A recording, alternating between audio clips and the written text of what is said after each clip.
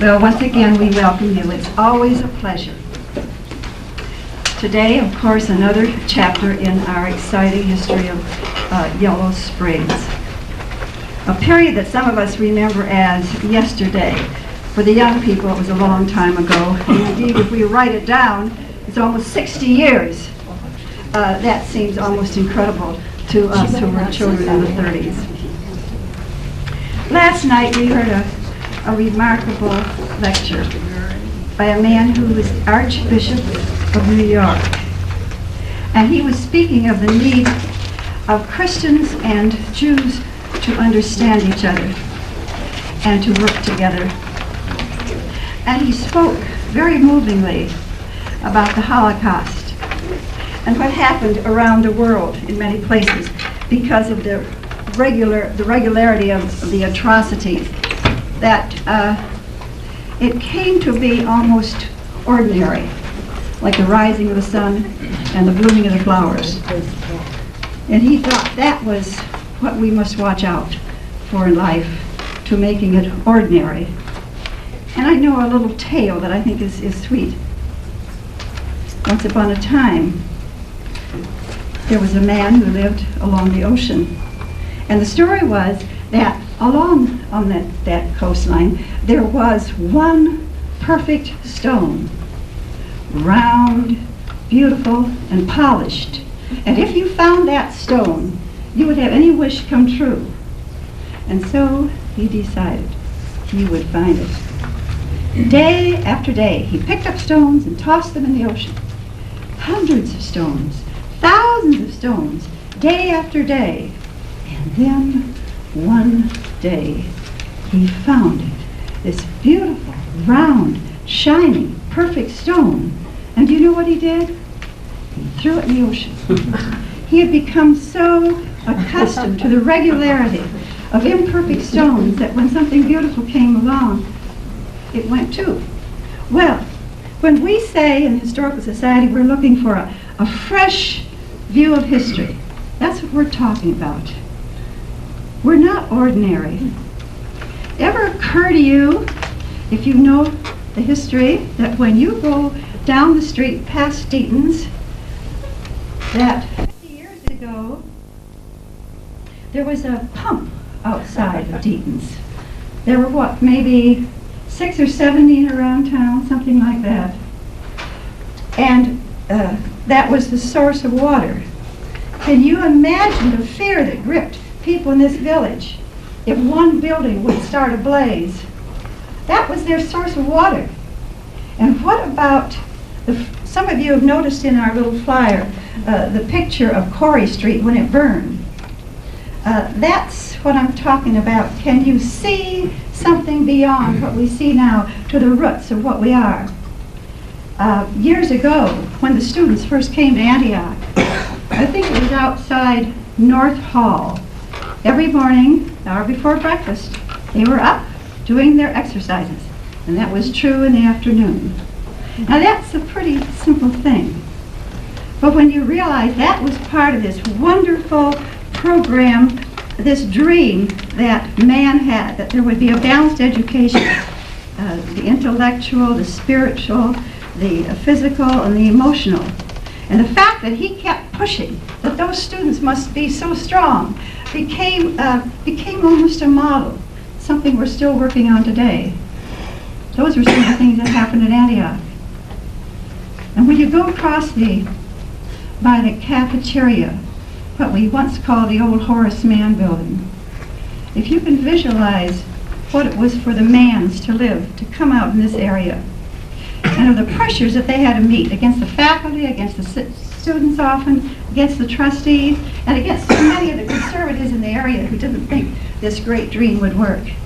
And then you read the moving letters of Mary Mann, and she talks about closing the door, and then the two of them are in that house. They have each other. They're different people. None of these things are ordinary. You're not ordinary. None of us are ordinary. And that's the door we're trying to open, and to make it all come fresh into your lives. Well, today, of course, is the Depression. And we're going to have a panel that you see, an illustrious panel, who are experts on what happened in Yellow Springs in the 1930s. Before Phyllis, as moderator, introduces them, Scott Sanders is going to tell us just briefly, what was the Depression?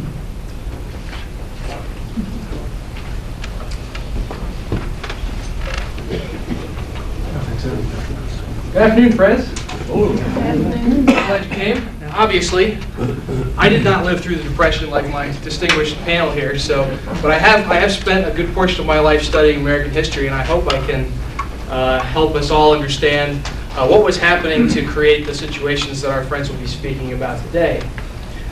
We think usually of the Depression as happening in the 1930s. But I've come to the conclusion that the Depression began really in the 1920s. The prosperity that we think about when we think about what we call the roaring 1920s is in many ways a false prosperity. The rich were getting richer and the poor were getting poorer. Especially in America's farms, prices dropped steadily throughout the 1920s for crops. Continued weather difficulties and droughts made annual production less and less. We also find that what we call today durable goods, automobiles, trains, heavy appliances and things like that, they weren't making enough of these things, and yet there was overproduction in many other ways. It finally all came to a great crescendo, an overture, if you will, in 1929 when the stock market crashed on Wall Street. As I read in preparing for this discussion, people were selling securities as if they were cakes of soap, and that you could buy stocks with less than 20% of the total value.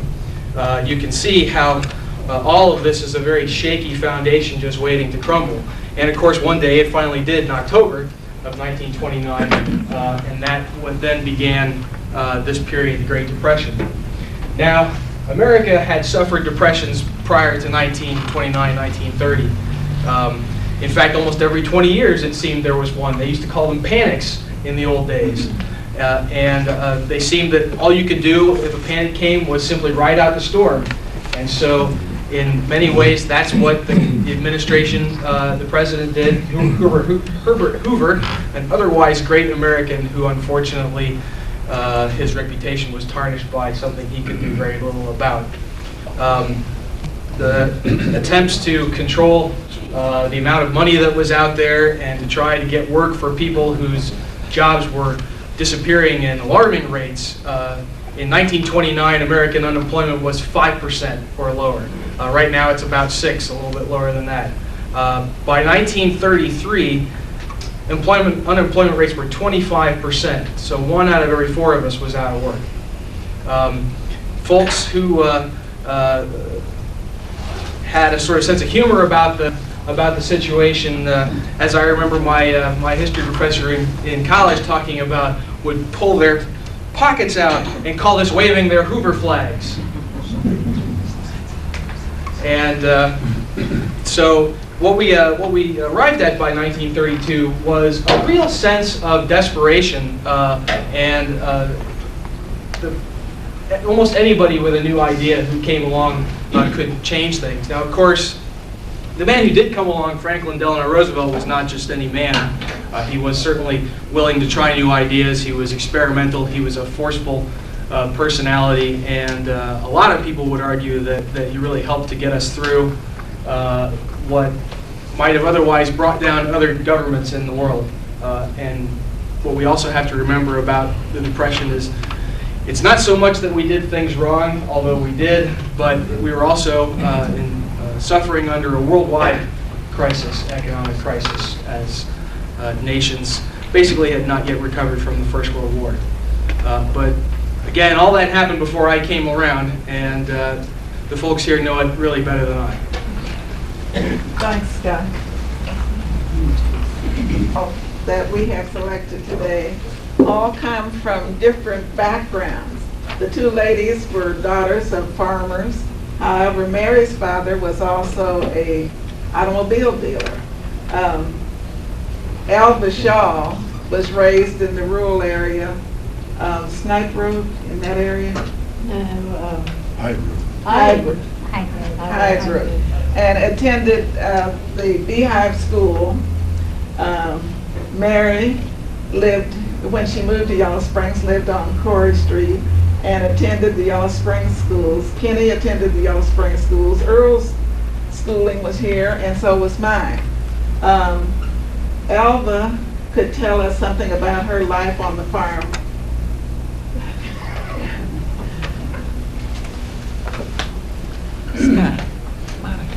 Well, when you called me and asked me to talk about the Depression, I thought, I can't even remember. Then suddenly it dawned on me. Well, that was when we were married. William Schaub and Alva Adams were married June the 1st, 1938. And he was only working half-time. Can you imagine being that brave?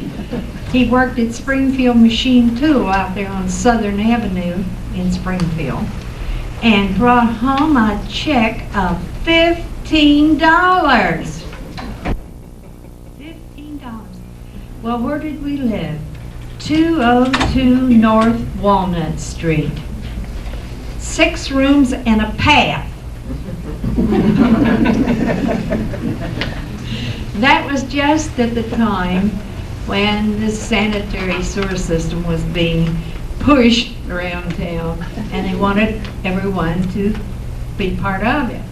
So the landlady was Miss Hannah Job, who lived 3 doors up the street, and it wasn't anything unusual for her to come down and visit frequently, just, you know, when you wasn't wanting her, perhaps. So she decided, well, yes, we'd have to hook on. So my husband volunteered to install the facilities. So it was official. And that time we had no telephone. We didn't take a paper. Well, you couldn't afford it. So a miracle happened. One day, my mother and father came to see us. They only came to town once a week because in those days you didn't run to the store every time you wanted a loaf of bread or something.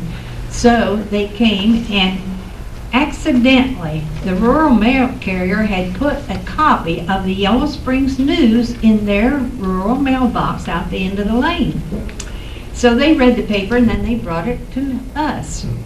And so William was reading it and he said, oh, it was about supper time. Have I got a little time? I want to run up the street and see there's a house for sale. Because after this installation of facilities, she said, I'm raising the rent from $17 a month to $25. And I can see my husband yet. She always gave us little receipts. And he said, he didn't cry and he didn't scream, but he said, he was all worked up. He said, just think, I have 4 of those little pieces of paper in my hand, $25 each one, $100. Oh, so when that Yellow Springs News came and he saw a house was for sale, he said, I'm going to go see what that is and where it is. Well, it just happened that it was on North College Street, and it just happened it was being sold by Mrs. Earl Littleton. And the Littletons were the funeral parlor people in those days. It had been the home of her mother, Mrs. Hester Hutchison. And it didn't have any yard because I think those days they didn't have rest homes, and so she was there right across the street from Mrs. Littleton. She could take care of her and watch over her. So she didn't have any yard to mow. So when he stepped out the door, he was in somebody else's property. Well, so anyhow, we moved, and we didn't have to pay that $25. We went dashing around all the banks to see if we could find money to buy it. So we moved, and that was, what, about 59 years ago, because we lived at Walnut for about 14 months. So that's the way the story went, and it turned out all right. And I have one little funny thing to say about it. West North College Street. I know one time I was in Dayton and the lady said, "What's your address?" And I said, 115 West North College. "Lady, you're wrong. It's Northwest." Can't be West North. And I said, "Well, now, I live there. I should know." So it's been home for a long time, and it was wonderful that we happened to get the paper. You want to pass the microphone to Mary? And you can tell us something about your youth, going to school and living on the farm and bartering with your eggs. I'll have to admit, the Depression didn't make very much of an impression on me as a kid. You know, as Scott had pointed out to you, hard times had started sometime before 1929. So we had learned how to live off the land or something somewhat before that time. We lived on Allen Street, where I still live. We had 8 acres. There was a large red barn there. We had cows, chickens, geese, sheep, fattened pigs, enormous gardens, a couple of hay fields. We had gathered eggs and brought them. I can remember walking into town carrying a grocery basket with eggs in it to trade at the grocery store for other staples, probably beans and sugar, although I really don't remember. We made butter and delivered it in town. We made cottage cheese and sold that. We never knew what it meant to be hungry. We always had food. Now, we didn't live the life of Riley, nor we didn't live high on the hog, but we weren't hungry. We ate lots of potatoes, lots of beans, lots of green beans, sauerkraut, which we made.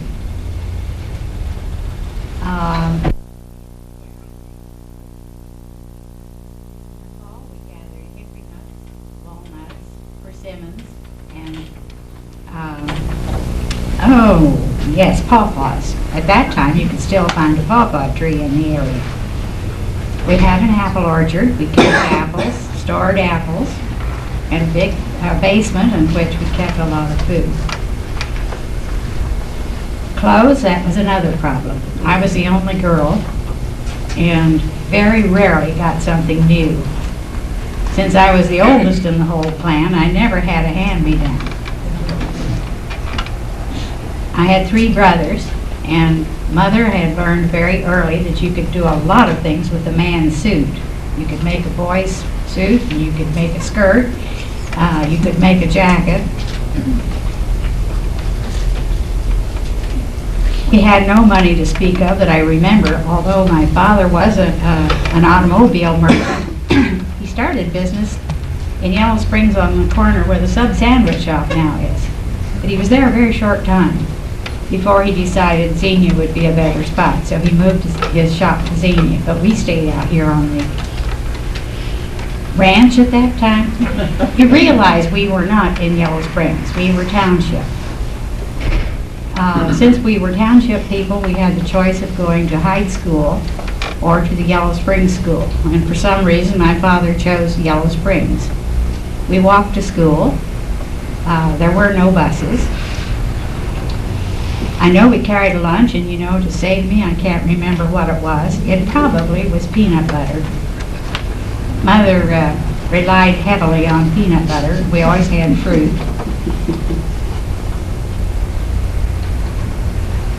I remember one story, or one occasion, I'm sure Kenny can too. Our school custodian at the Dayton Street School, Mr. Logan, always rang the tardy bell, and as long as he could see a kid coming, he would ring that bell, because when he stopped, you know, you were tardy. That's one of the things that I can remember. Since women are first, I'll tell you a little bit about my experiences, and then we'll let the men talk. I was one of 4 children also, the only girl, My father had worked for Antioch College. He was laid off sometime around 32 or 33. I'm not sure what year it was, but I do remember him being laid off. And during that period, my mother took in laundry. We did a lot of laundry, and in the wintertime, you had these clothing hanging all over your house, trying to dry them. We had relief maybe 2 or 3 years. And the only thing I can remember that we got on relief was 100-pound bags of potatoes, canned beef, and it seems like we may have gotten some rice on it. 2 years we got vouchers through the Greene County Relief Office for clothing for school. And this was an all-day process. You had to go there and apply, and then if you were considered needy, you had to go to Montgomery Ward or Penny's to get the clothing prices that you needed. And then you had to go back and take this back to the welfare office to justify your need for these clothing. And if they were justified, they gave you a voucher that you took to this department store. This, I'm sure, was a very humbling experience. Let's see, what else did we do? Oh, I think around 1935, my mother was hired at Antioch part-time. I often wondered if this was Antioch's scaled-down procedure to lay off men and hire women in their places at probably less than half price. Eventually, the WPA came along, and my father got a job working for the WPA, but that was not full-time. It was, I think that each man was only allowed to work so many hours for a 2-week period, or something of that type, because they worked some days and then some days they weren't working. In elementary school, we had to buy textbooks. So with no income and having to buy textbooks, that was a chore.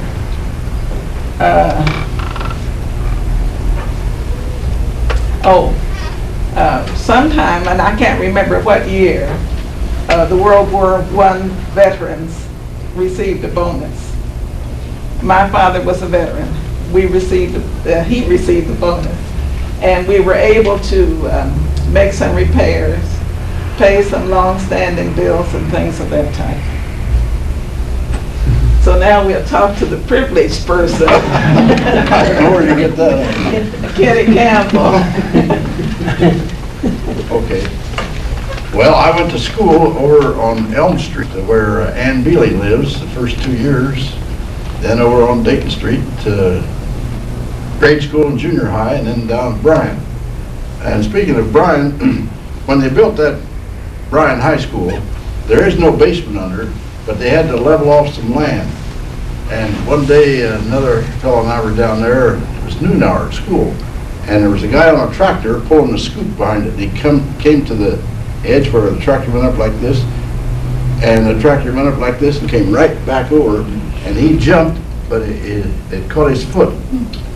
And they rushed out there and got him out. And as you know, the high school was built, but I always remember that.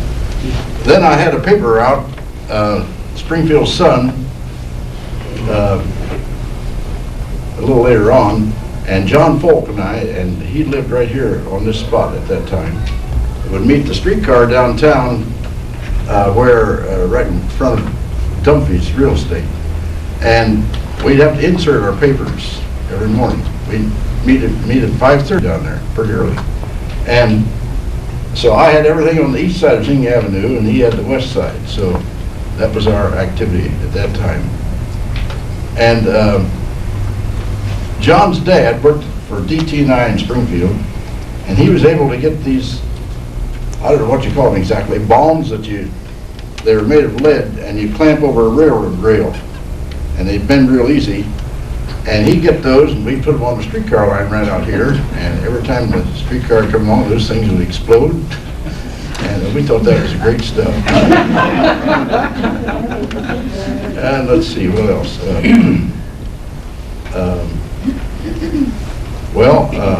My dad worked at Patterson Field, and he had his hours cut and his pay reduced, but was never without a pay. And he always had a big garden. My mother always canned lots of stuff. And my grandparents lived down here on the farm on 235, and they would supply us with food. Things got a little slim. And let's see. We lived over here on Limestone Street at one time. I was born down on Walnut Street, right at the corner of Walnut Street and Pleasant Street. And I can remember the horses and wagons lined up there, clear up around to Cliff Street with sweet corn going down to the canning factory. And then I worked there a little while as a kid, packing cans. First pay was 35 cents. So that was big stuff at that time. And we lived over here in this double house. It was a double house then. Then we moved up on Center College and back to Limestone Street. So been around here a long time.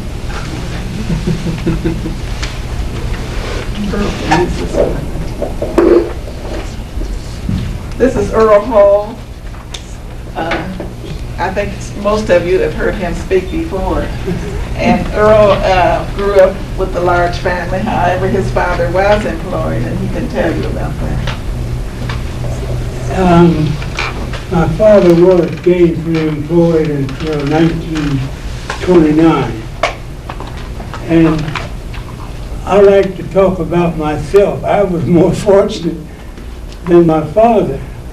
I worked for Anna Riedel, Amos Mussolini, but first we used to mow all of the Howes lawn over on Limestone Street.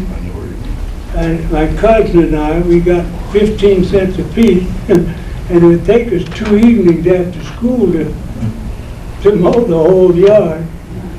But as I say, Mr. Mussolini and Miss Riedel, I had them bidding for my services, and it got to 25 cents an hour, which was quite a lot for the Depression area for a kid. Not only that, Miss Riedel had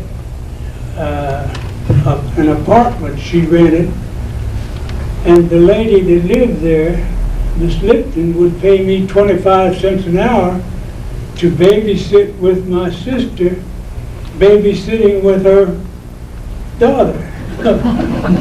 I was pretty fortunate during the Depression myself. In fact, I paid $3 for a 1926 Model T Ford. I got it home and did a few hours work on it and sold it for $8. So I was in the automobile business for a little while. But to think of buying an automobile that you could get in and ride on away for $3 is really something today. Later on in life, when I graduated from high school, I bought a first I had a 1930 Chevy Roadster.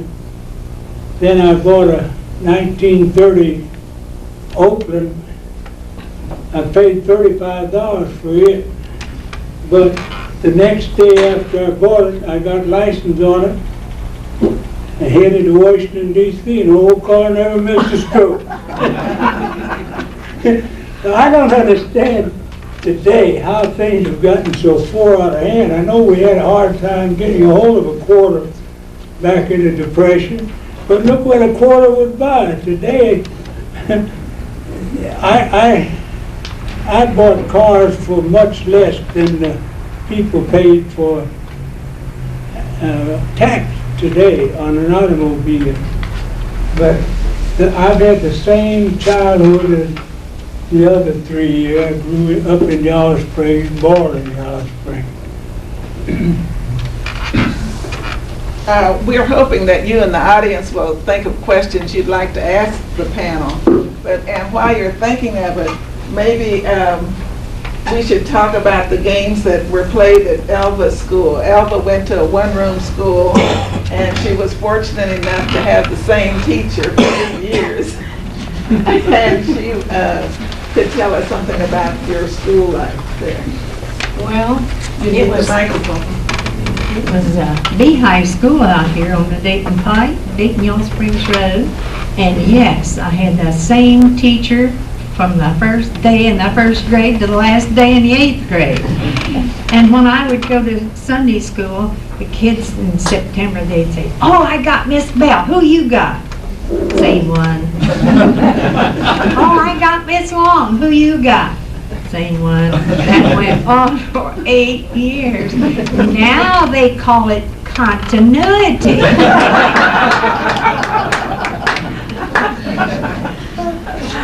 Well, it was really something. I mean, finally, before it was over, we brought food and had a little 2-burner kerosene hot plate, and we cooked meals out there at Beehive. And we had a big old black pot-bellied stove that sat in the middle of the room.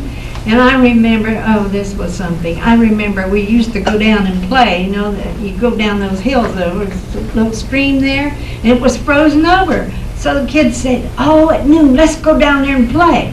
So they had a sled, and they said, "Well, you get on the sled." So I got on it. I must have been heavy. The thing went down, the ice cracked, and I went down and got in the water and got wet. It was winter time. So I had to walk up to school and stand beside the stove to dry out. Oh, Mary, can you remember any of the games? One of the games that we talked about when we got together on Friday was Andy Over. Andy Over. I'm not familiar with the game. And I could not imagine what these people are talking about when they talk about Andy Over. I remember playing it. When we first moved into the house on Allen Street, there was an 8-room house, just a square brick house with a built-on kitchen or an added kitchen in the back. That kitchen must have been about 25 feet at the peak. So my brothers and I would play Andy over that kitchen. Now I think maybe we made up our own rules, because as I remember, you had a team on either side of a building, and one side threw the ball over the peak, the other side tried to catch it, and as soon as they could get the ball, whether they caught it or had to run after it, they would run around the building and try to nab somebody on the other team. Well, since I had only a couple of brothers big enough to play with me, usually our teams were not very large. But I can remember playing it. Needless to say, boys' games were more popular than dolls at our house. In the wintertime, we played fox and geese. We took our sleds down into the glen on what we called then Jack Rabbit Hill. It's all overgrown now. You can't even, well, you can see the spot, but you don't know it when you see it. It was great fun to go down that, hit the hump, and spring up in the air. We, too, ended up in the creek more often than not. We went swimming at the swimming hole down at Grinnell's, down close to the mill on the Miami River, there at the dam. We played in the glen. When I was a kid, there were swings still up in the big tall trees. And it was wonderful to get on those swings and see how far we pumped the thing up. We gathered wildflowers. May Day, we made May baskets, ran around town hanging them on doorknobs. In case you don't know the tradition, you made a basket, put flowers in it, put it on a doorknob, knocked on the door, and then ran to beat the tickets. Tried not to let people see who you were.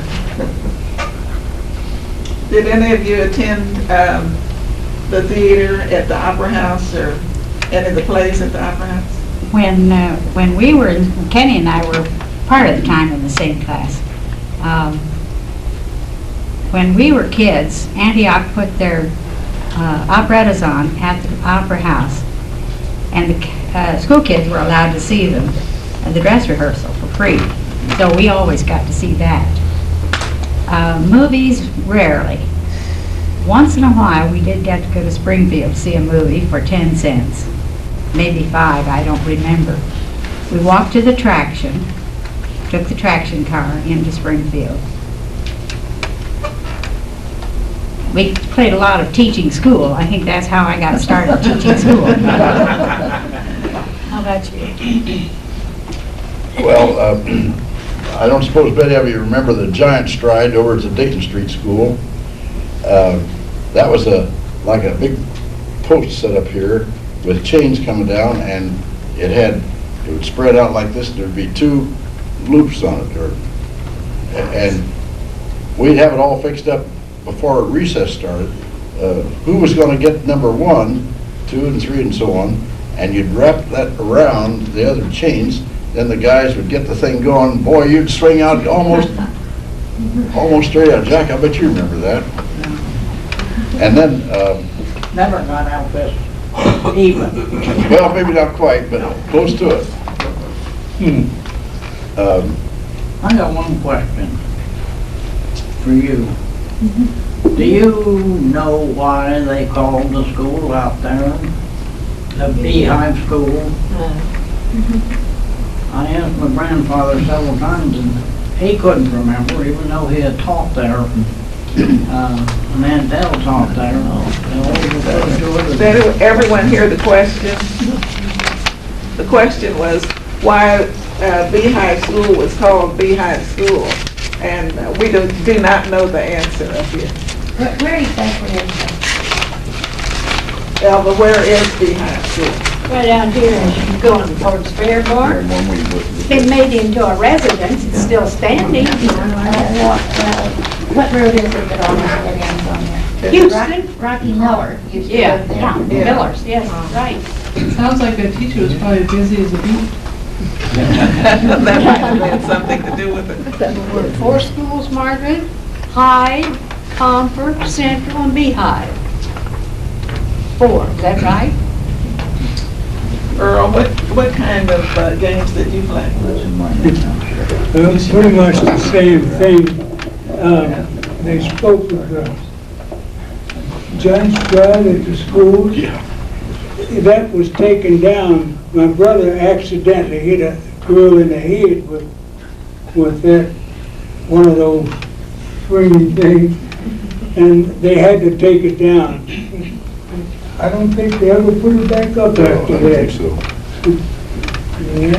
It's great Can you fun. people tell us about your Halloween? What did you do for Halloween? Earl? You Well, I have my- certainly didn't mask. I was already mad.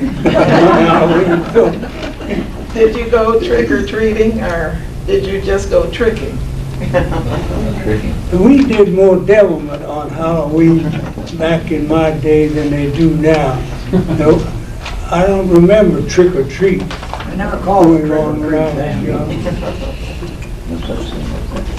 I was not familiar with trick or treat either. That came on after I was an employee, not a child. Trick was the Halloween thing for me also. We didn't gotten any treats. I think I would have remembered that. Perhaps some of you would like to talk about the Halloween parades. Is there anyone? You remember them here in Yellow Springs? It was something you looked forward to. And I saw this ad in all the magazines for Fisk auto tires. And this little child with pajamas on and carrying a candle and carrying a tire. And you're supposed to buy a Fisk auto tire. And I said, oh, I'd like to do that. Did you ever pick up a tire and see how heavy it is?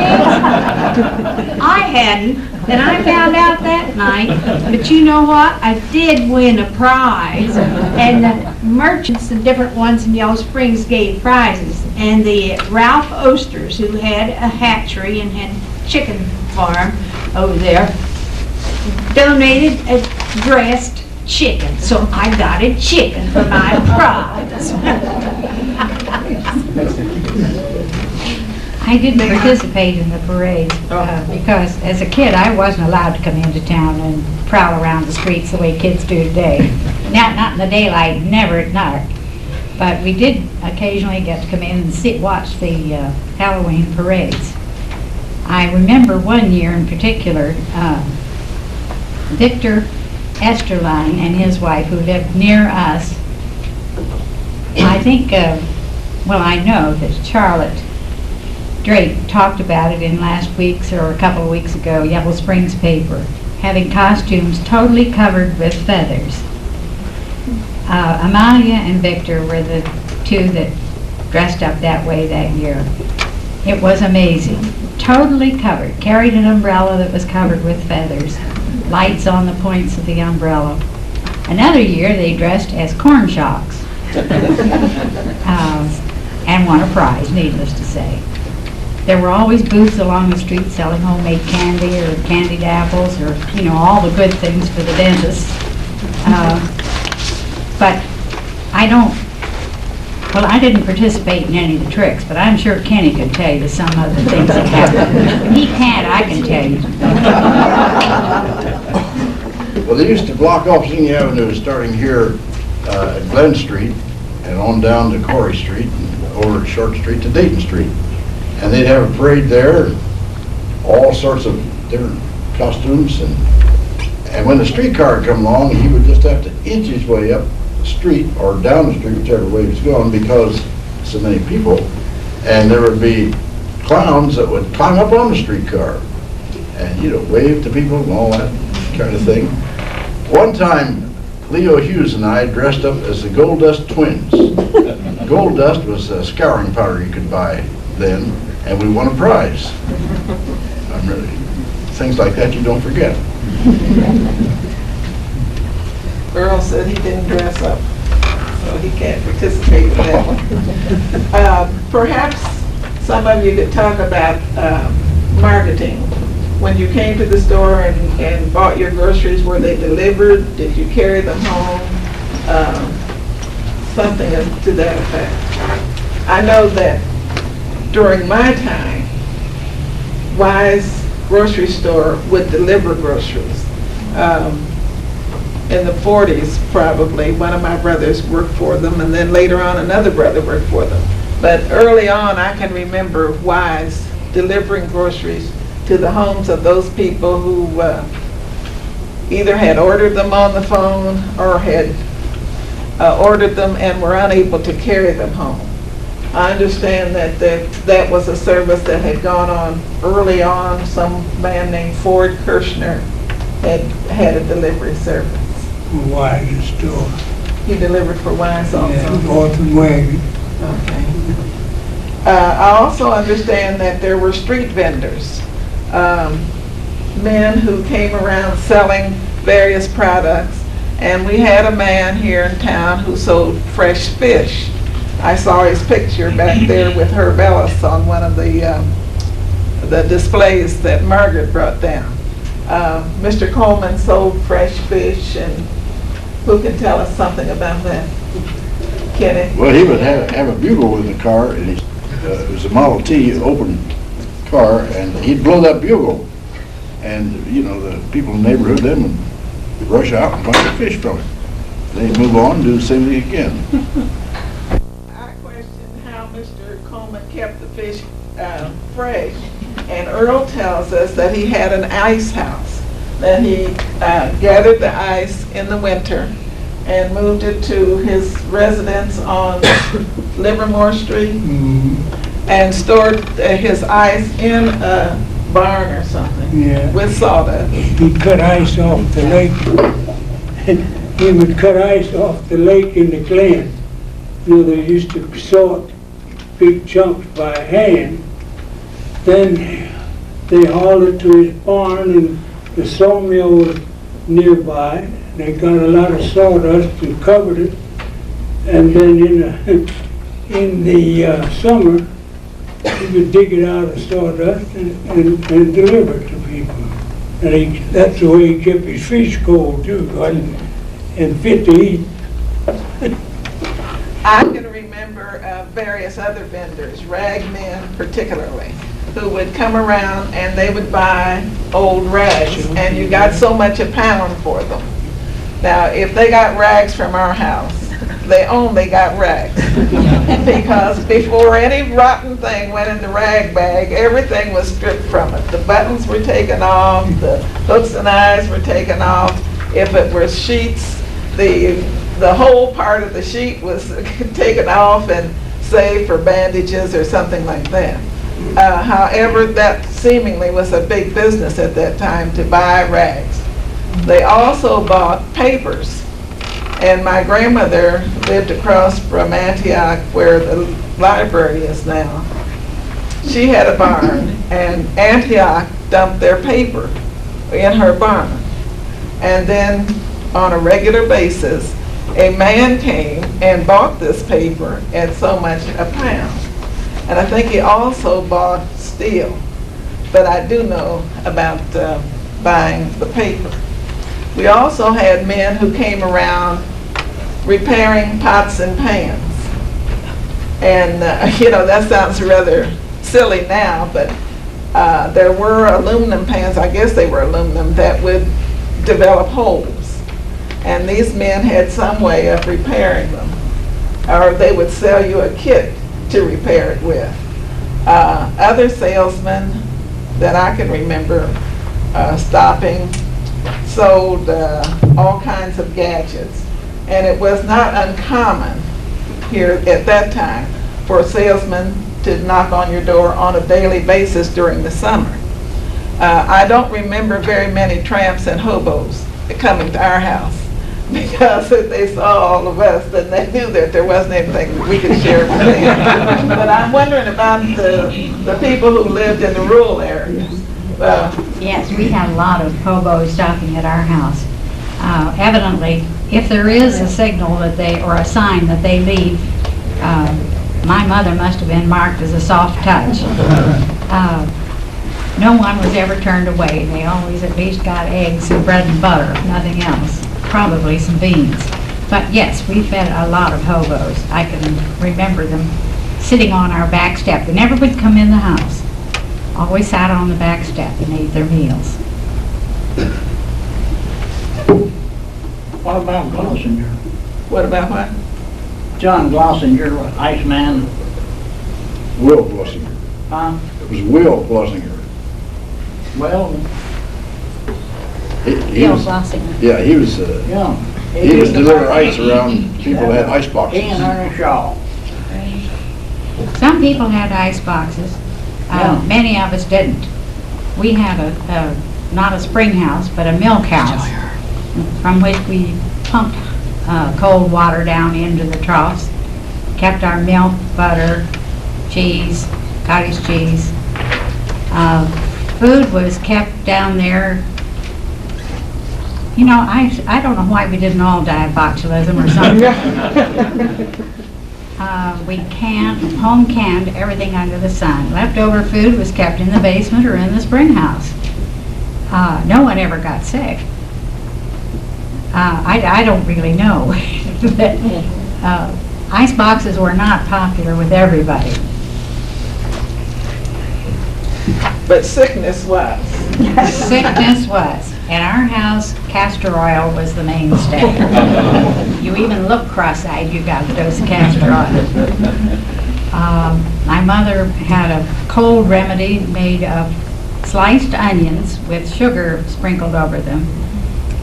Put a plate on top of the onions and a sad iron on top of that plate and set it up in the warming closet of the old coal cook stove.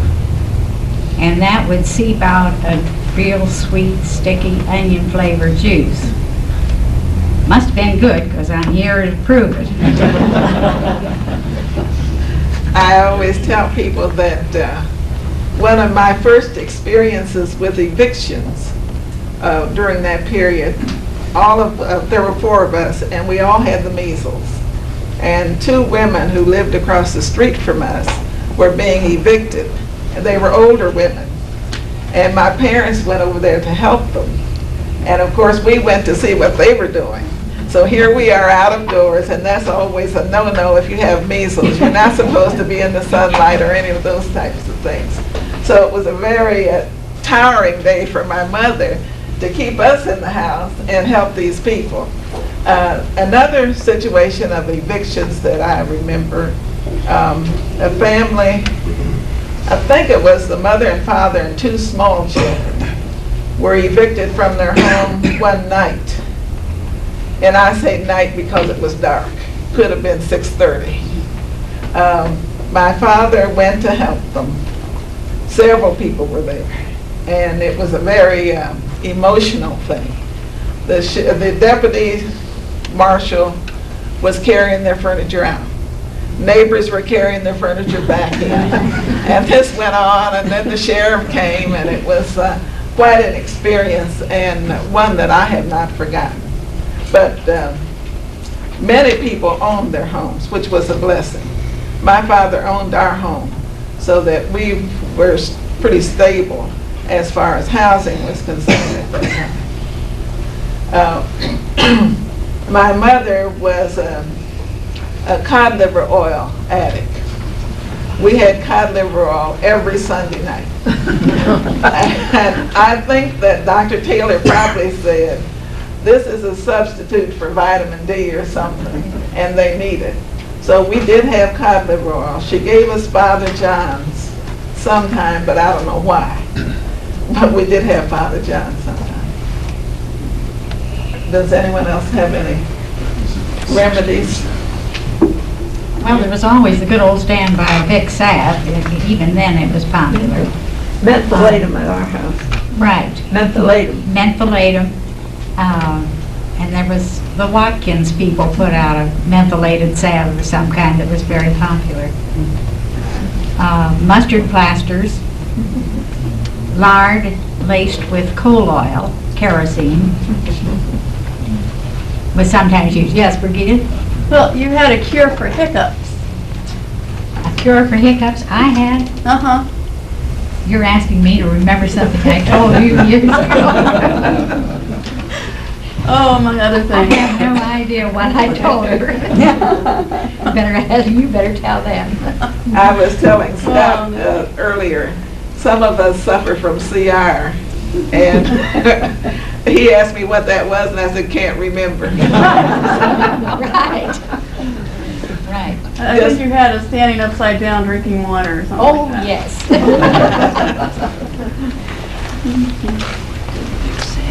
We want to speak about the script in town. Oh, Scott, you want to talk about script?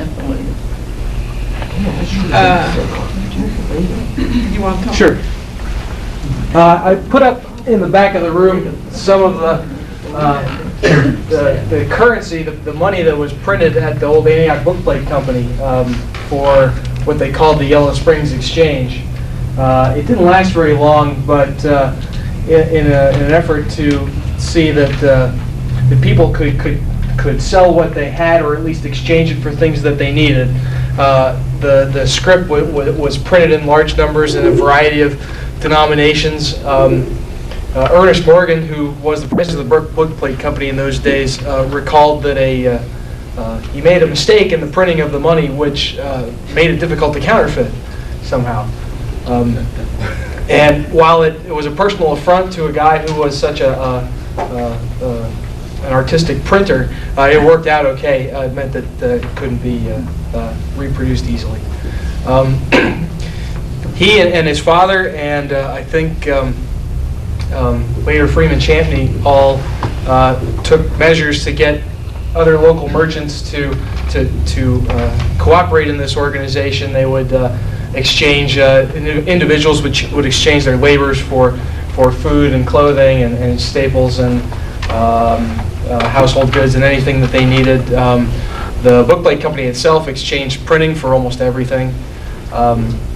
And as I understand it, the exchange worked for less than a year before the National Recovery Act was passed in 1933. That what it did was say that you couldn't have credit on exchange. That was preferential, and it had to be open to anyone, regardless of whether or not you had an agreement with them. So the exchange folded in the face of national law that incidentally became unconstitutional within a year. That exchange, I think I still got someplace there in the house.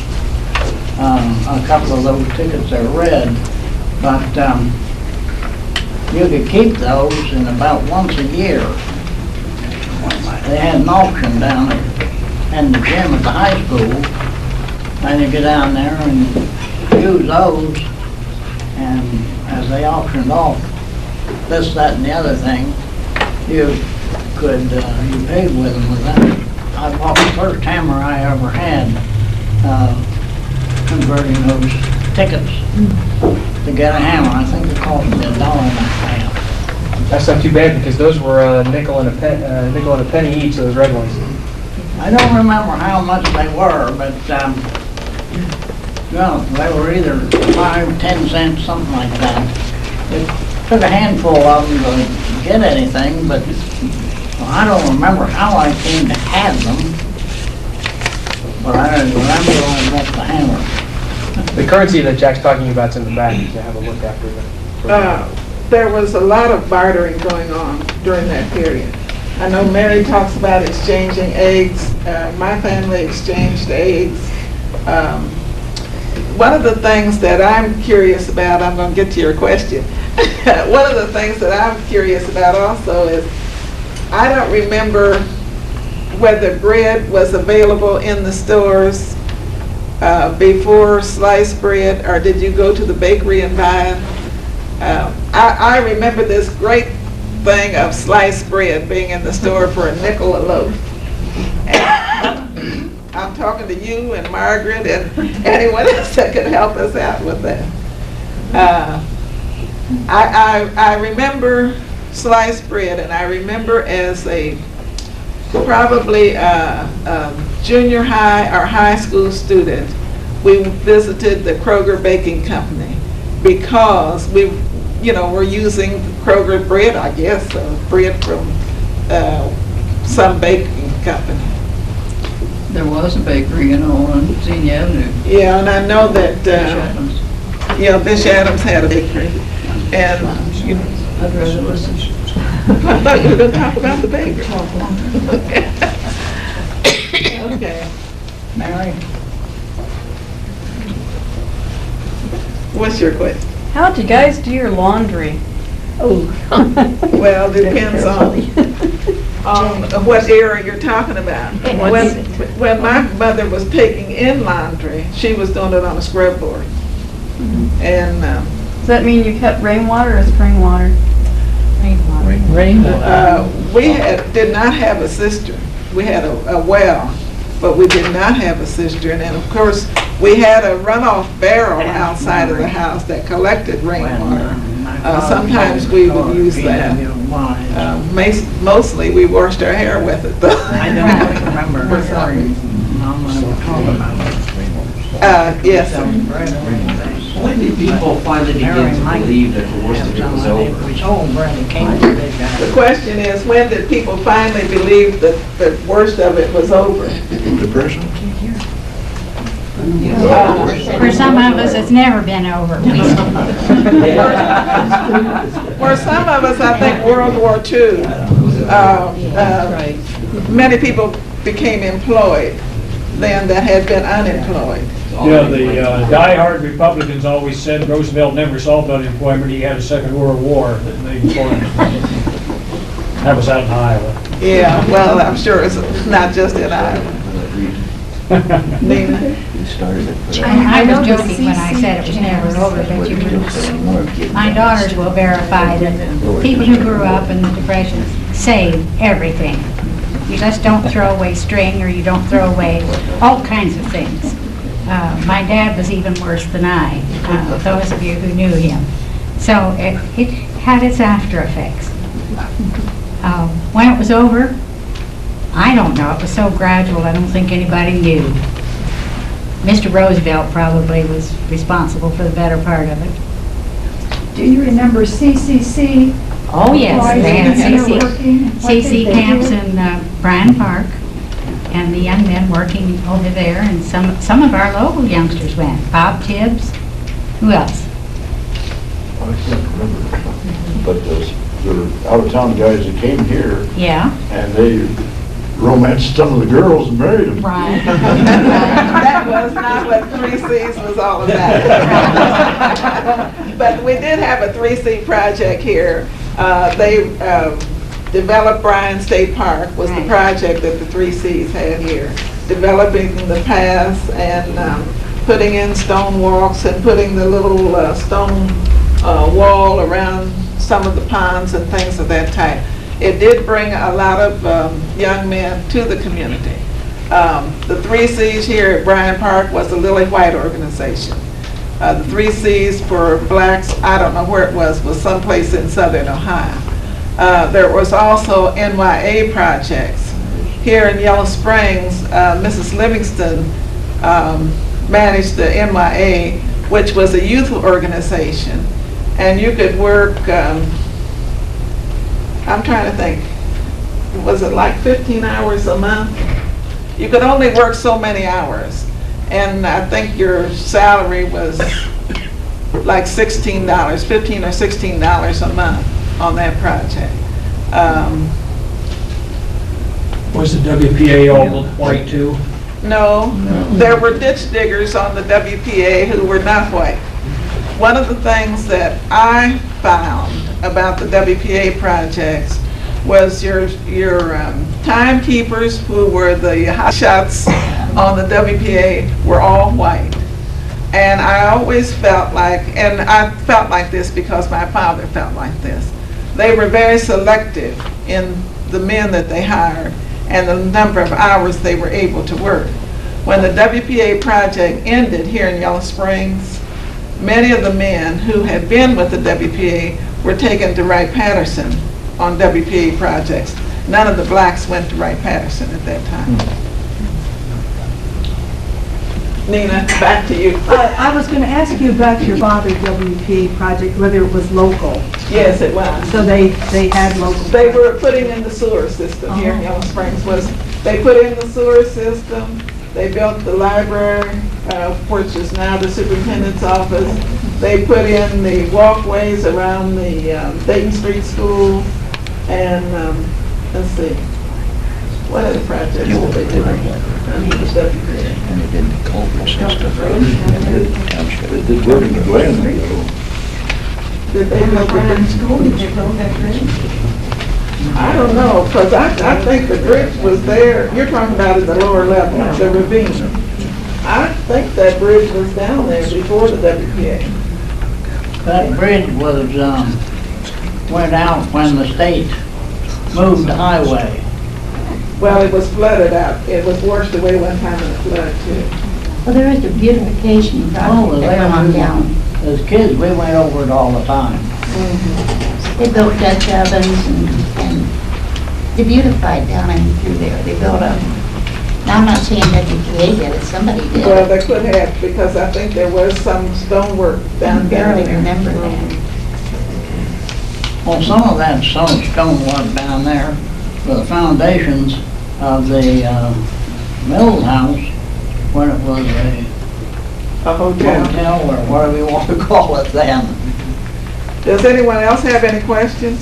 Yes? Yeah, what was the population during the 30s and how did the village look in terms of, how far out the housing was and were there things there that aren't here now?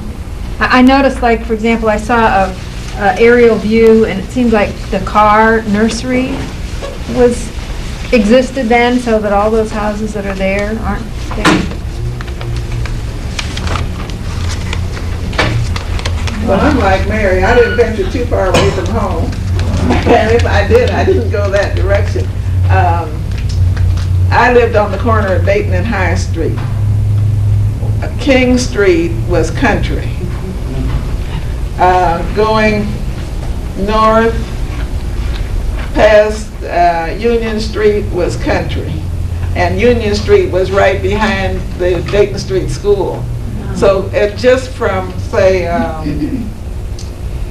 what? Stafford Street? Well, no, because, well, I'll say that was country to me.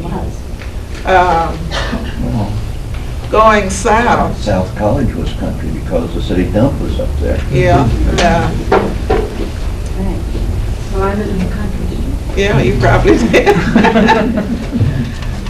One of the other projects that happened in our family during that time that I'm not straight about, and my brother couldn't help me at all, there was some kind of a project that if you qualified and you had a place, the government would give you a cow. And I should have kept Earl here long enough to talk about that project. And I know that we had a cow for a short time as a result of that.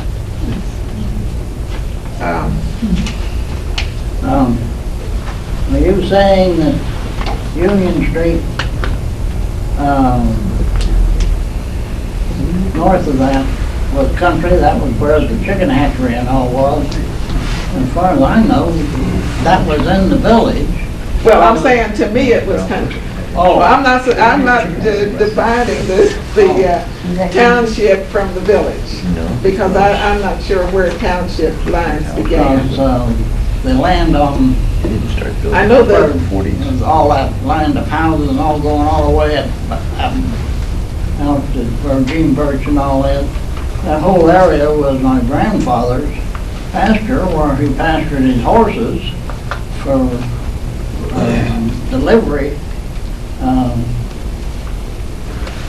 When groceries were sold, then he delivered them. Who held the reins for the horses, I haven't the faintest idea. But I know up until about 25, maybe 30 years ago, the grain bins were still in the barn, and I tore them out to make homes back there. I remember one number from the 30s, or the population number was 1,500. I can't tell you what the year was, but it was 1,500. Somebody want to speak briefly about the Hosket canning factory? That was one of the big industries, I think, here. That was big stuff. You knew Paul was here when the smoke started coming out of the stack down there at the canning factory. Right. I didn't know anything about it. Gene? I was thinking when I came in '44, there were 1,800 people in this town. That was '44. It seems to me that the Springfield paper did an article on Yellow Springs about 1937 and said there were 1,500 people here.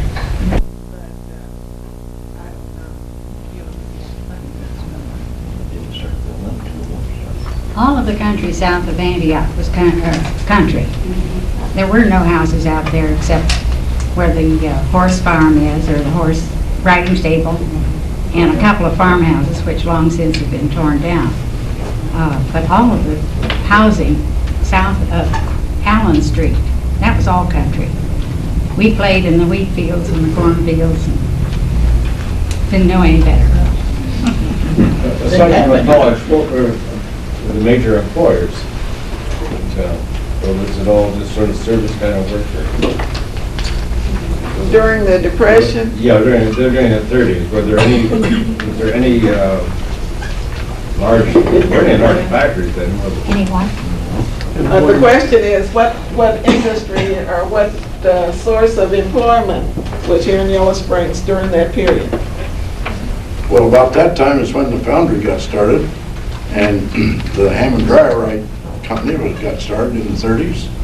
They were right down on Dayton Street next to what used to be the grain elevator. And what else? Was the wines here back that far, Kenny? The wines? The wine seed company? Did they go back? Well, they moved into what used to be the canning factory. Oh, so they're after that. Yeah.